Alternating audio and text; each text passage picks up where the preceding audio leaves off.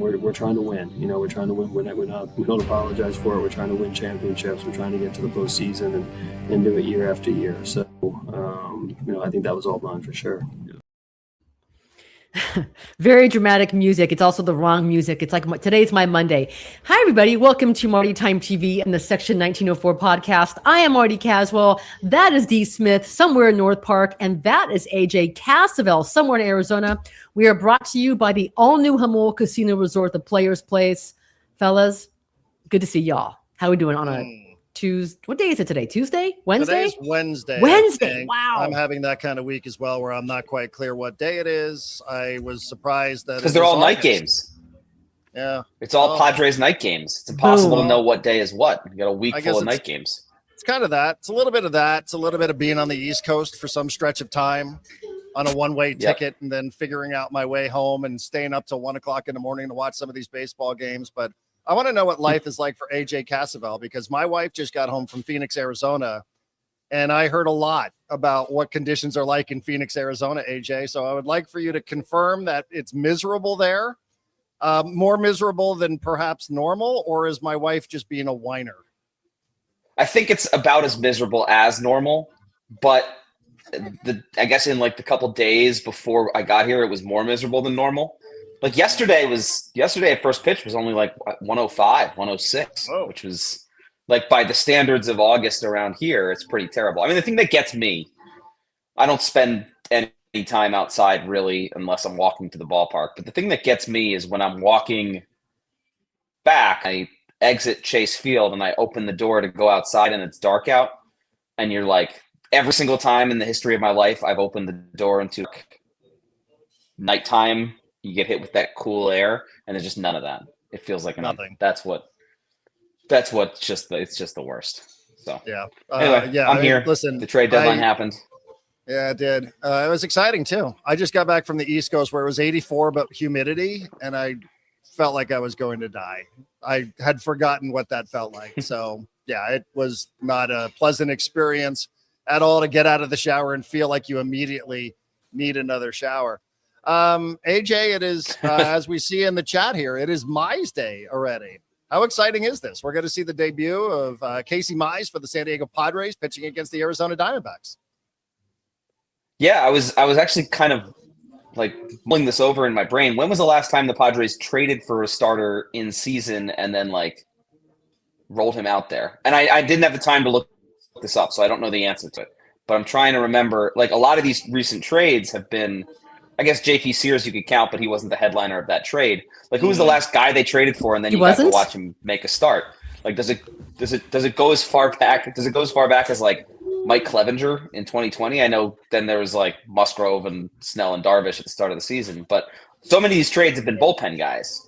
So it's exciting. I'm excited to like see a guy added to the rotation and then get to watch him pitch in a big game. I think last night's win was a big win.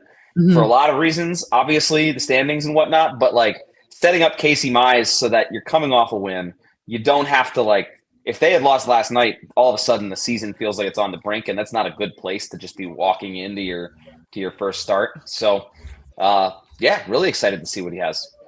If they had lost yesterday, you guys, the tone for today would have been AJ Preller should have sold. What was he thinking? They should have sold Morejon. They should have sold Mason Miller. To me, it's remarkable that the outlook of this team is so much different because they have quality starting pitching. I know we're going to get to the Nick Pivetta situation shortly and what Craig Stanman told you guys yesterday in Arizona. But the way I look at it right now, Darren and AJ, is even if they don't get both back, or even if they don't get one of them back, I still think that when you add those two arms, it's such a difference. And then the impressive thing is they kept their bullpen. Right now, you could go playoff rotations. You can go Michael King, Robbie Ray, Casey Mize, and you can go bullpen game, which got them to this point somehow. By the way, Randy Vasquez would like a word. So, I can concede, by the way, that Randy Vasquez might not be as big or as good as I had thought he was, or as good as I had predicted he could be on shows like this. But I also will tell I'm not conceding it. I will die on this hill that he's better than some of those other arms that they threw out there.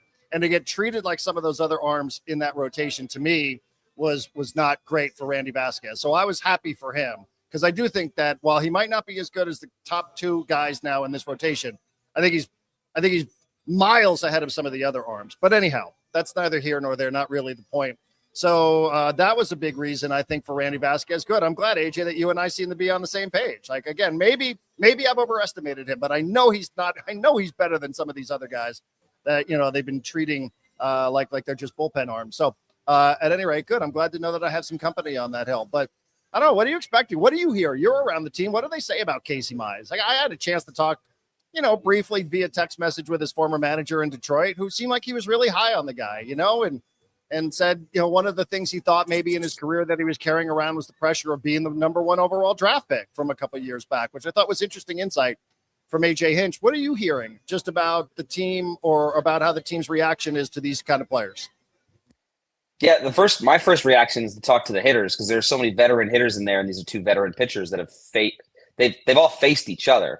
So, I think there was some pretty genuine excitement from the hitters because they think both these guys are pretty nasty. Now, obviously, Robbie Ray, they just faced him, and he was the only pitcher that's really pitched well against them in the last 10 days leading up to the deadline. But with Mize, I think there's a lot to like in the steps he's taken this season. He's been better. He's been more in the zone.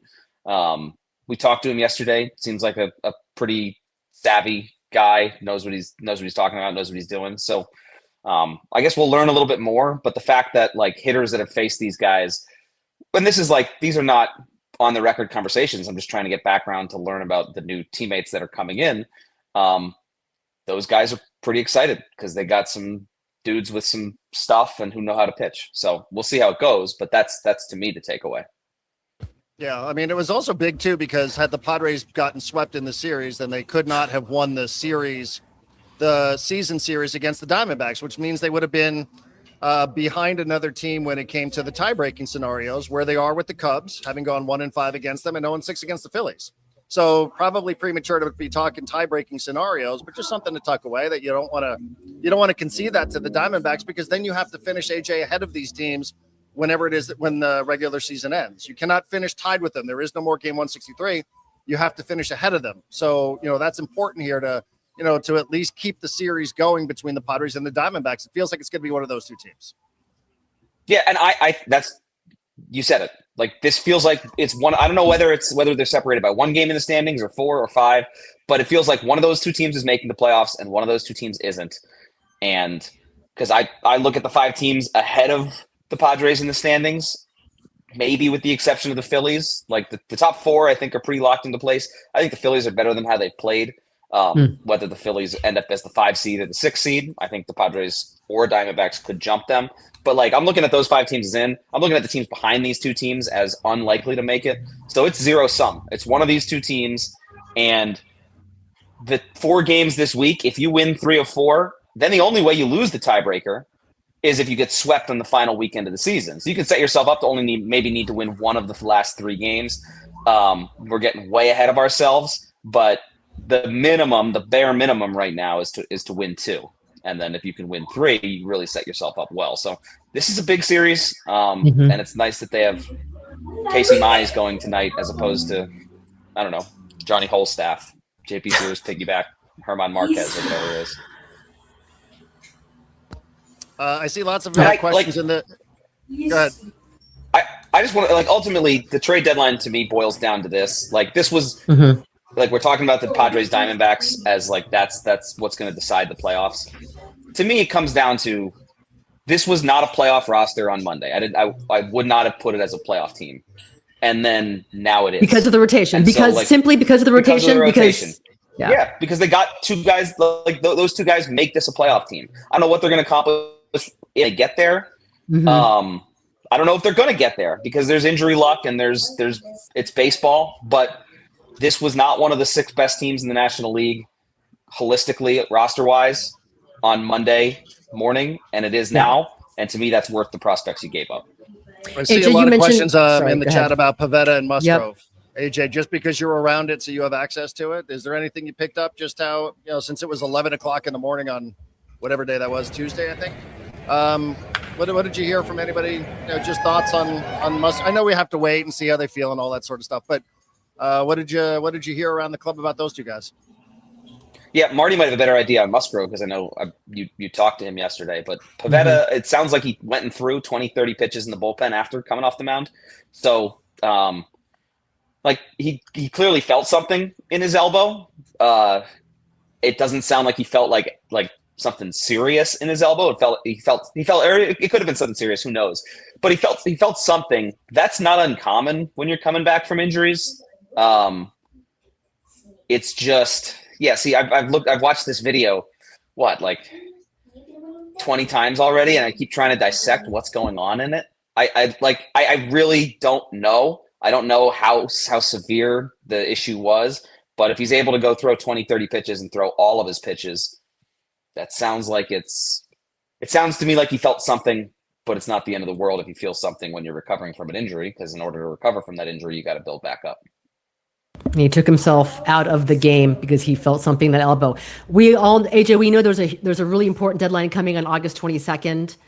Just based on how this works and building up, is it any possible? Is it even feasible that he can return in time? And we'll get an update, I'm sure, from the Padres later on today. Yeah, I have no idea. It depends on what this injury is. Depends on how he feels today. I don't think this deadline is doing anyone any favors. Oh my goodness! Like having that hanging over his comeback isn't ideal. Like you want him to come back healthy. You don't want him to have to be targeting a date. I mean, how did that information even get out? Was that well known? I mean, it feels like it's come out at a time now where it does, like you said, it puts a lot of pressure on everybody involved. And I understand why Pivetta maybe isn't talking to media, because he understands that question is going to get asked. Yeah, and it came out in February 2025 when he signed. It was part of it? It was part of the contract. It was part of the contract details.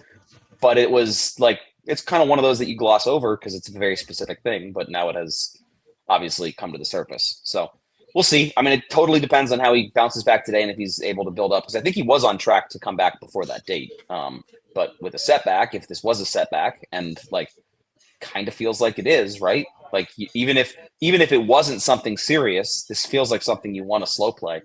That could change things. So I don't know. I guess we'll find out. We'll find out more in the next couple days. Then, like depending on what his next step is, like that'll probably tell us whether that date. And I don't know if Padre fans should be like too concerned about that date. That's a very specific Padres Pivetta thing. Like the Padres just need Nick Pivetta back, whether it's on September 2nd or August 21st.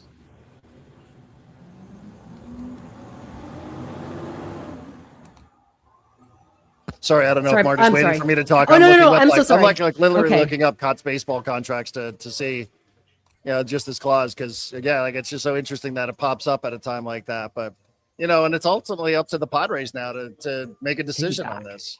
Like maybe that's why he goes and throws a bullpen, because he's like, geez, I mean, I don't want everybody to think I just walked off this mound and disappeared into the Lake Elsinore Storm dugout. You know what I mean? Like there was some sort of feel for the guy. Yeah, there was some. I'm telling you, like totally. when I was capturing that footage before my phone melted down because it was so I'm sorry, I shouldn't say damn, so darn hot yesterday. Like the fans around were like, wait, did he think that was strike three? And he was like, dude, I'm not listening to these umps. I'm done. I'm out of here. Like he's saying, no, that was strike three. By the way, that would have been a pretty shitty look for him. But that wasn't it, though. Honestly, that wouldn't have really made things much better, in my opinion. But, like, I don't know that that's really a defense of Nick Pivetta, is that he disagreed with the umpire, so he just left everybody on the field. Like, that was like an odd way to defend that. We now know that that's not what happened, but he is a quirky dude. So, like, I think it's entirely possible that he was feeling something in his elbow and was like, this is my last pitch, like before I need to like take a minute, whether it's a ball or a strike. And he threw a pitch that was kind of borderline. I mean, it was a ball if you watch it again, but stalked off the mound. Like I don't know. He's a quirky dude. Maybe he was just done after that pitch and wasn't necessarily like, it wasn't basically what we've seen is guys like throw and then all of a sudden like they start touching their fingers and like that indicates something's really wrong with their elbow. Like this was just not that. I don't know what it was. We'll find out the severity of it, but this was not your standard pitcher with elbow trouble exacerbates the elbow trouble, and now will miss the season and potentially the next season. Like, Yeah, who knows I've what's heard- coming, but this was not that. I've heard Manny, you talk about him being a little bit of a quirky guy. I remember Manny was asked about him probably early last year, and the way Manny can be funny sometimes. And Manny's like, "Yeah, Pivetta, he's a different guy." And you're He just is. like, you know what I mean? Like when Manny says stuff like that, he can be kind of unintentionally funny about Pivetta. He's like, "Yeah, he's just he's kind of a different guy." So, we'll see where it goes. By the way, I saw something in the chat too about Jake Cronenworth. Let's give Crony a little bit of love there. Defensive play last night behind second base, pretty nifty. Yeah. Flipping with the glove there. Has some timely hits. So I know Jake has his fans and he has his detractors, but Jake Cronenworth coming back and playing well. Good for that. It's probably a sight for sore eyes if you're Craig Stammen. Yeah, I don't think it's a coincidence that he came back and the offense has been significantly better. Like, he was not good when he was playing through that concussion. He was not good before his concussion, but he's come back and he's looked a lot like kind of the all-star version of himself, and he's playing an awesome second base. So, yeah, I mean, if you're ranking like the reasons the offense is good, it's probably like Machado, Merrill, somewhere down on that list is Cronenworth, but he's on that list. AJ, how close did the other AJ come to landing a bat or finding a bat? Close. Sounds like there were like several options they could have gotten a left-handed bat. They ended up with Gage Workman. I don't know. We'll see what that turns into. Yeah. But they wanted a left-handed, someone who could start in the outfield, someone who could hit for some power. I think they decided that, rightly so, that they needed starting pitching a lot more, and if they had resources to allocate, they were going to spend it on starting pitching. They didn't have a ton in their system to deal from, so now if you go out and get that bat, you're left extremely barren as opposed to just kind of barren like they are now. So I guess they're just kind of gambling on, if they had a left-handed bat, this would be a better offense. The level of upgrade from like what you do in the rotation, from where the rotation is to what it is now versus what the offense is to if you add a left-handed bat. I just don't think it was worth it in their eyes. I don't know what the price was on some of these guys. Okay. But I think they came close. They came close on a few guys. We all saw the names thrown around, Burleson and Nootbaar and whoever else. I think the Moniak signed an extension Moniak with the Rockies. Okay. All those guys would have helped. None of them would have helped nearly as much as like what Casey Mize and Robbie Ray, like that level of help. Is Miguel Andujar has been around the team, correct? I saw him at Petco Park on this last homestand. Yeah. Is he doing anything? I don't know that he's in Arizona. No, okay. he still has his hand in a splint. But okay. The fact that he's not in Arizona might be I don't know, maybe he's doing something, and there's been a lot going on these last couple of days, so it might be time to ask Craig Stammen for a Miguel Andujar update. But that's a guy they need. They need either Miguel Andujar or Samad Taylor now that they didn't go out and get that bat. So I still think this is a pretty good offense. Like it's been 2 months now, and the offense is good. Like it's just time for us to kind of accept that the Padres have a good offense. Maybe not a great offense. And I think if I'm AJ Preller and I'm like, hey, listen, I don't mean that like. I don't mean that negatively. Like, we need to look at this offense. The first 2 months, it was bad. Now it's good. It's just that is who they are. Sorry and I think that's Darren. Part of the calculus of Preller, is him saying like, listen, I can't do everything here. I did what I had to do. And, this will be a referendum on AJ Preller one way or the other, depending on what happens between now and the end of the regular season, AJ Cassavell, as you know. But if I'm AJ, I'm like, I also expect those guys who have paid a lot of money to perform. And they really haven't performed for long stretches of time this season. So I expect them to perform between now and the end of the regular season. So I've gotten them the starting pitching. So now, Manny, you've got to continue to hit. Fernando, you've maybe got to hit the ball over the fence a couple of times here over the last 8 weeks of the season. Cronenworth back. Jackson Merrill, this is why we extended you. You could rightfully think the general manager is sitting going, like, listen, if I could have added a bat, I would have. But I couldn't do everything. Yeah. I got 2 starting pitchers. And I'm going to trust that my offense is just going to continue to perform the way it has, not the way it started the season. And I think that's perfectly plausible, like a perfectly plausible strategy from Preller. Yeah, I think so too. I think you can look at this offense and say that this is what the Padres offense is now. It's a top 10, top 5 group in baseball. And could it have used an upgrade? I think so. I think like they could have really, really done some damage offensively if they had that one more bat. But the fact that they've hit like this allowed Preller to allocate those resources to better starting pitchers. Like maybe he was always going to go out and get 2 starters, but maybe the level of those starters wasn't going to be as good because if they needed another bat, maybe you don't get Casey Mize, maybe you get a number 5 type, just someone to plug in. These 2 guys are really good, and they're really good because the Padres didn't need to spend any of their resources on a bat. Like they could have, but they didn't need to. So that allowed them what the offense has done for the last 2 months allowed them to do what they did on the pitching side, reinforcing the rotation. They earned it. The Padres earned the right for AJ Preller to reinforce the rotation, and in my view, turn it into a playoff roster, turn it into a playoff caliber rotation and a playoff caliber team now.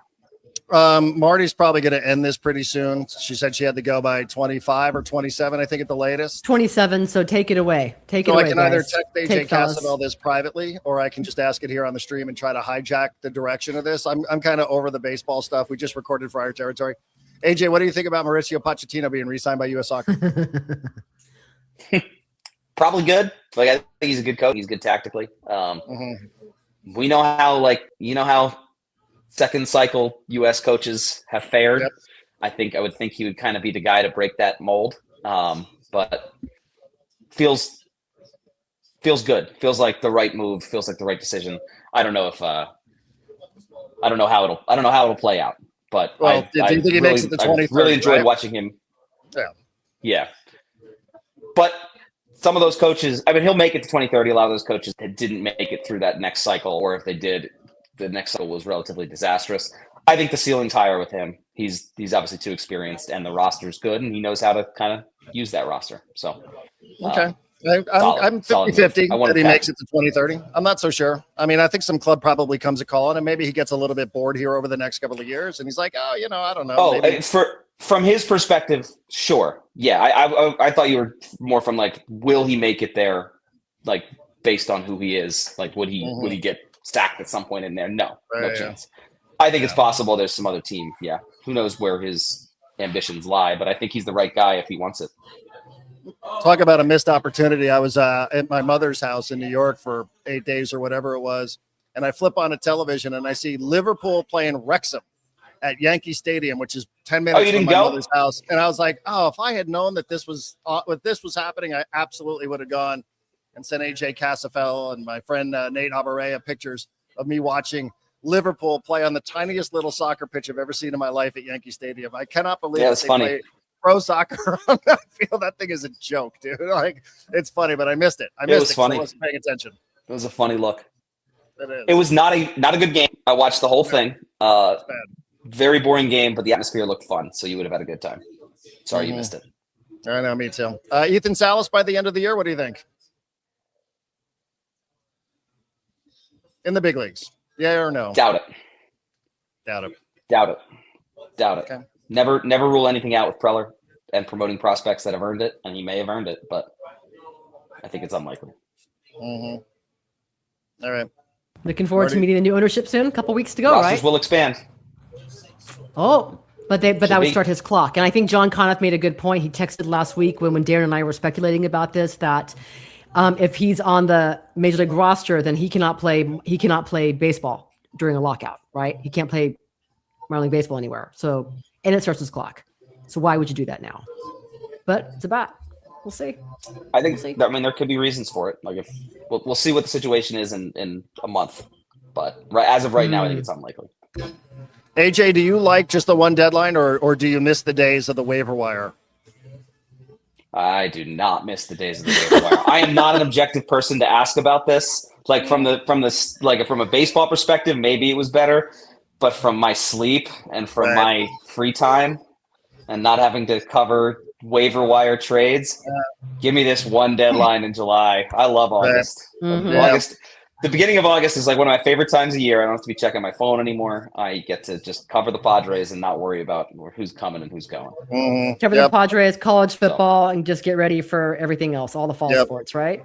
Yep. Premier League starts in like 2 weeks. You don't have to be sitting there worrying about who's sneaking through the waiver wire and who's put a claim in on some player that may or may not end up on a contender. Hey, that's how the Padres were built in the past. The waiver wire. That stuff was hard. That stuff was hard to chase down too, because no one wants to.